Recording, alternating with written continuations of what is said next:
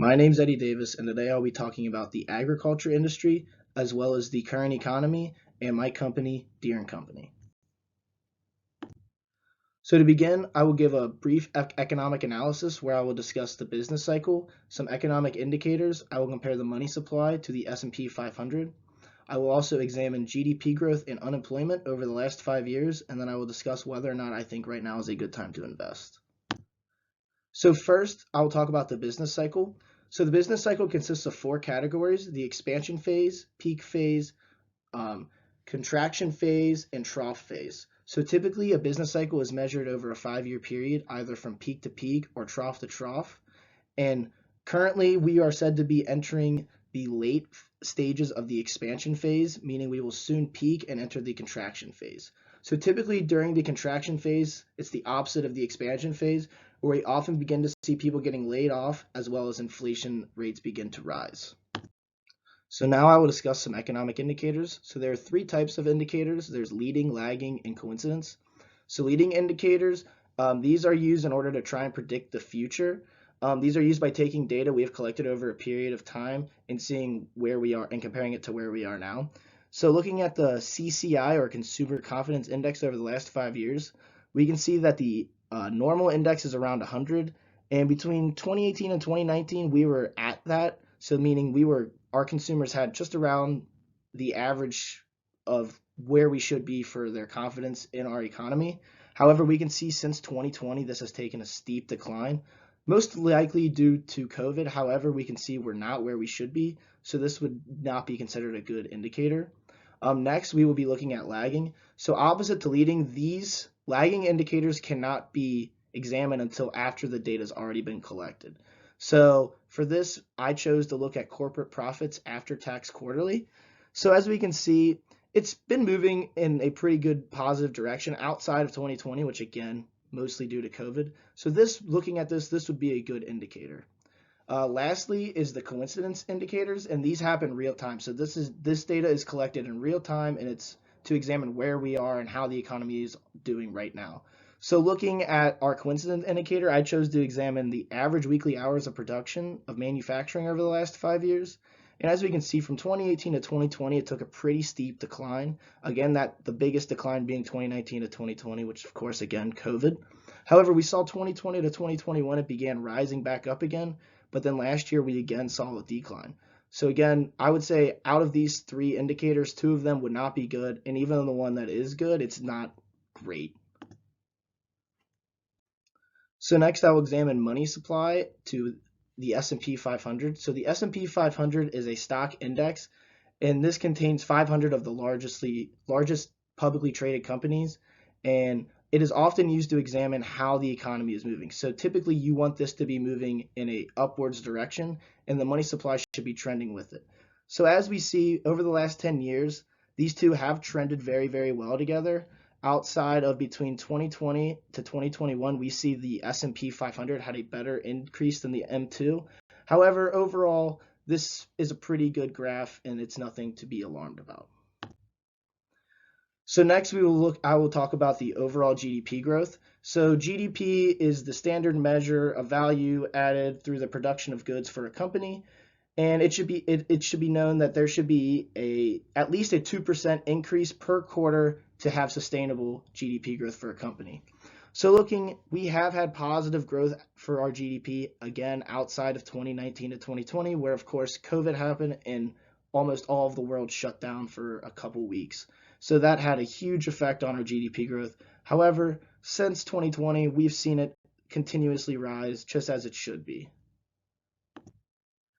Finally, looking at unemployment, we see unemployment should be around 3 to 5% for it to be a stable economy. So looking from 2018 to 2019, we had that here in America, and again in 2020, COVID happened, unemployment skyrocketed, but since then we've seen it declining again. However, it should be known, according to the Congressional Budget Office, the overall rate of unemployment is projected to rise up to 5.1% by the end of this year, making it a little bit higher than we would like it. However, it's still somewhat stable. So finally, would I invest? So there are some positives. Like I said, we had some positive GDP growth, and again, the M2 and the money supply and S&P 500 moved well together. So those two were good. However, some negatives, our business cycle with us entering the contraction phase, that's typically never a good time to invest. We didn't have very good economic indicators. Again, our unemployment rate is still rather high, and again, inflation rates will be rising with the business cycle. So overall, I do not think right now is a good time to invest.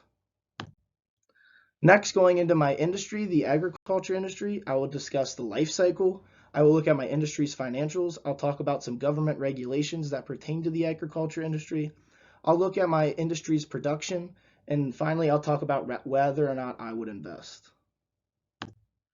So first, to discuss the business life cycle, there are 4 stages of the business life cycle: the launch and startup phase, the growth phase, maturity, and exit phase. So typically my company, Deere & Company, is within the maturity phase. It's during this phase that you have your greatest sales numbers. However, the sales and growth per year begins to slowly demise. So you're not going to have those booming years much anymore. You're still going to do very, very well. However, the amount of growth you're going to experience likely will slow down. So next, looking at my industry's financials, on the left side, I have my industry averages, and on the right, I have the economic standard of where it should be. So beginning at my profitability ratios, our profit margin is slightly below the economic standard of where we would need to be. However, it's not too far behind it, but it's definitely lower than where it should be. Next, looking at return on assets and return on equity, the return on assets is extremely better than the economic standard, almost over double. So that's a very, very good ratio. However, for the return on equity, this is very low. This is showing that the agriculture industry does not do a good job using their shareholders' money to make a profit. Therefore, that is not a good ratio. Looking at the inventory turnover, however, the agriculture industry does great with this. The main reason for this is many companies in the agriculture industry contain perishable items. Therefore, they have to get that inventory turned over in order to make profits. Next, looking at fixed asset turnovers, again, this is right on the economic standard at 2.54, and same with the total asset turnovers being at 1.05. The next set of ratios, the current and quick ratios, deal with liquidity. So looking at our current ratio, this is right where it should be, 1.7, right in between that economic standard of 1.2 and 2. And again, the quick ratio being at 0.91, it's a little lower than the economic standard. However, it's nothing to be alarmed about. And finally, the total debt to total assets, the 0.51 is a fantastic ratio. This shows that the agriculture industry is not very debt reliant at all, meaning that a lot of their stuff funded they can do themselves. So next I will discuss some government regulations that pertain to the agriculture industry. So according to the Federal Reserve, a regulation is a set of requirements issued by a federal government agency to implement laws passed by governments. So many regulations that do pertain to the agriculture industry deal with environmental safety. So 3 of these that I decided to discuss are the animal plant health regulations, grain inspections, packers and stockyard laws and regulations, rural development regulations and guidelines. And so these government regulations are used to promote health and safety amongst workers and consumers, as well as the public and environment. So instead of boring everyone with reading all of these, I'll give you an example of one of these regulations. So the animal plant health regulations, the USDA regulates, protects, and promotes U.S. agricultural health, administers the Animal Welfare Act, carries out wildlife damage management activities, and ensures that America's agricultural exports are protected from unjustified trade restrictions. So as you can see, these government regulations are used to ensure that free trade and true ethical practices are being carried out all throughout an industry, and it's just to keep everyone and everything safer. So next I'll discuss the industry production. So as you can see, from 2018 to 2023, where we currently are, the sales for the agriculture industry as a whole have taken a plummet. Again, this has to do with the agriculture industry being in the maturity phase. They're starting to decline with their growth. And as you can see, this is shown in this projected sales all the way to 2027, where we're going to see their projected sales be almost cut in half from where they began in 2018. So again, would I invest? I would not invest in the agriculture industry. The reason being is the production trend is going downwards, Inflation is affecting profits. It has been a mature industry for years, meaning that these sales are going to very much continue going down. And again, there are many, many other industries out there to invest in that have a much better upside. So next, in my final topic, I will talk about my company, Deere & Company, better known as John Deere. So I'll give a quick company background. I will discuss a price ratio analysis. I will look at my company's financials and sales. I will compare my company's stock price to a stock index.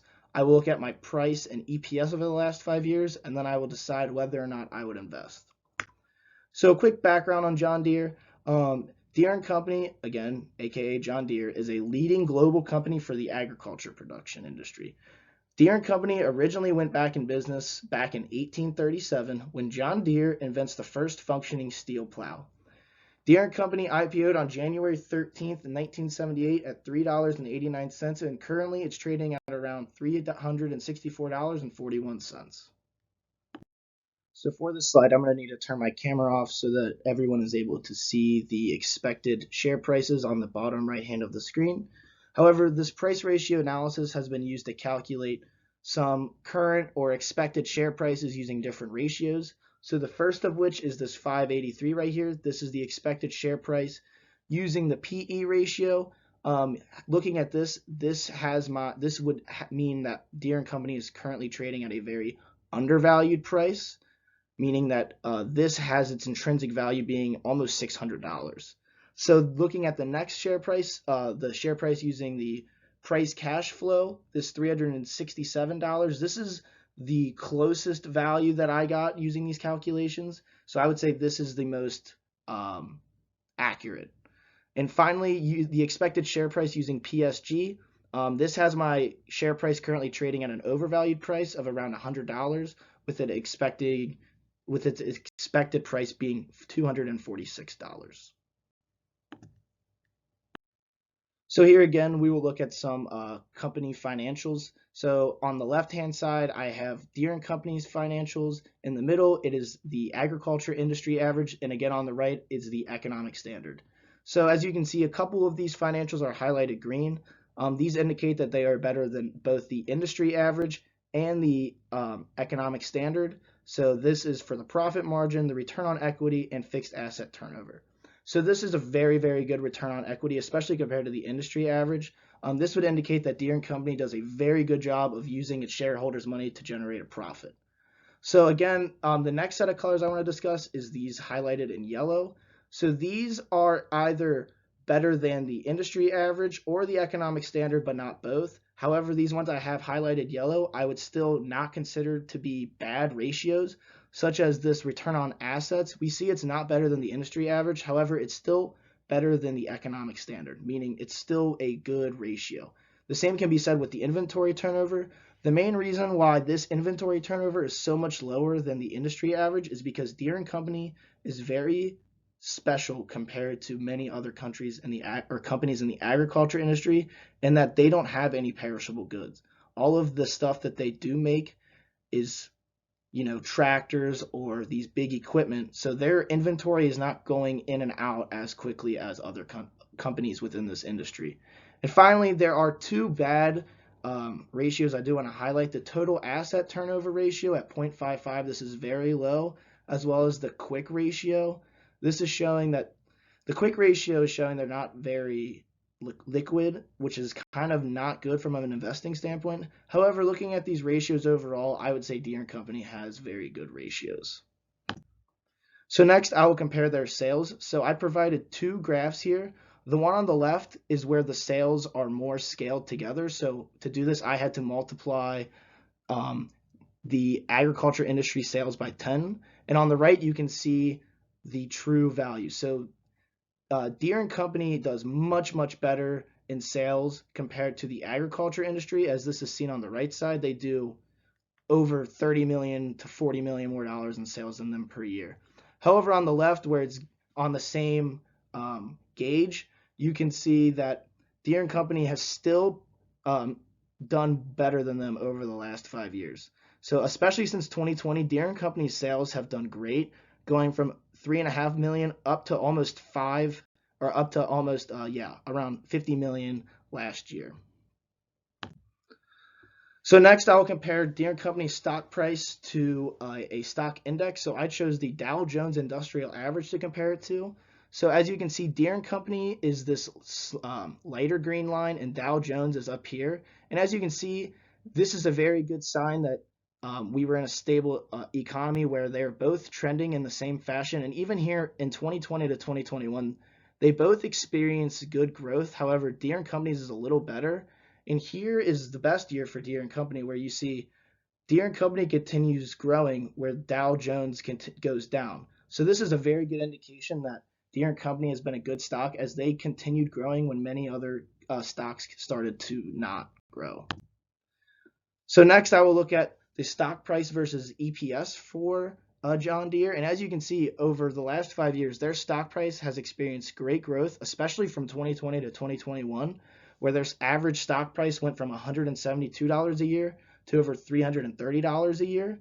The same can be said with their EPS outside of 2020, where they saw a $2 decline. However, since then, they've had positive growth each and every year. So finally, would I invest? Yes, but I would wait. When we were doing our last paper and I was examining their 10-week chart, I saw that they had been going on a downward trend, and it seemed as though they are going to continue going down. However, I feel that by February or March, they'll already be starting to grow again, and it would be a great time to invest. So why would I invest? Their financials compare very, very well to the industry averages. They've had a growing stock price and EPS each year. They compare very, very well against the index I chose. They have had great sales. And finally, their share price has been trending down. However, like I said, it will rebound soon and in a very big way. And here are my references.